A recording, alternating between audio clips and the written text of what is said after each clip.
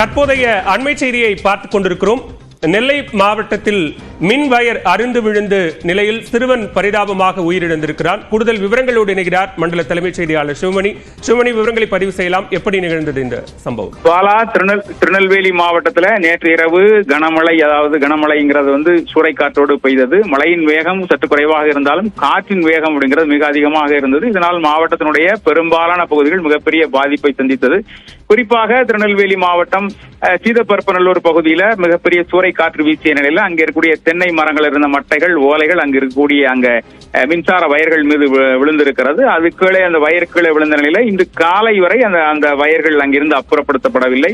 இது போன்ற சூழல்ல இன்றைக்கு காலை 10 மணி வாக்குல அந்த வீட்டிலிருந்து வெளியே வந்ததா ரஞ்சிதா அப்படிங்கிற அந்த பெண்ணினுடைய மகன் அவரும் அவருடைய மகன் மாதேஷ் இருவரும் வீட்டிலிருந்து அருகில் இருந்த கோவில் திருவிழாவுக்காக வெளியே வந்திருக்கிறார்கள். மகன் மாதேஷ் அவர் கையை விட்டு சற்று தூரம் முன்னே சென்று ஓடிய நிலையில அருந்து கிடந்த மின் வயரை மிதித்ததில் தூக்கி வீசிய நிலையில அவரை காப்பாற்றுவதற்காக தாய் ரஞ்சிதாவும் சென்றிருக்கிறார்.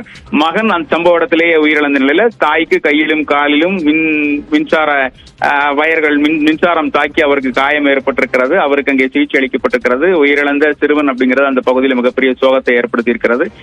சீதப்பரப்பநல்லூர் போலீசார் வழக்கு பதிவு செய்து விசாரணையை நடத்தி வருகிறார்கள். மின்சார வாரியத்தில் போதுமான ஊழியர்கள் பணியில் இல்லாததால் இதுபோன்ற தவறுகள் நடந்ததாக மின்சார ஊழியர்கள் தரப்புல தெரிவிக்கப்பட்டாலும் கூட காலை வரை நள்ளிரவு நேரத்தில் அருந்து விழுந்த மின்வயரை இன்று காலை 10 மணி நேரத்திற்கு பிறகும் அதை அகற்றப்படாதது மிகப்பெரிய சோகத்தை வரவழைத்திருக்கிறது. இது தொடர்பாக துறை ரீதியான விசாரணை நடத்தப்பட உள்ளதாகவும் அதிகாரிகள் தரப்புல தெரிவிக்கப்பட்டிருக்கிறது. பாலா, விவரங்களுக்கு நன்றி சிவமணி.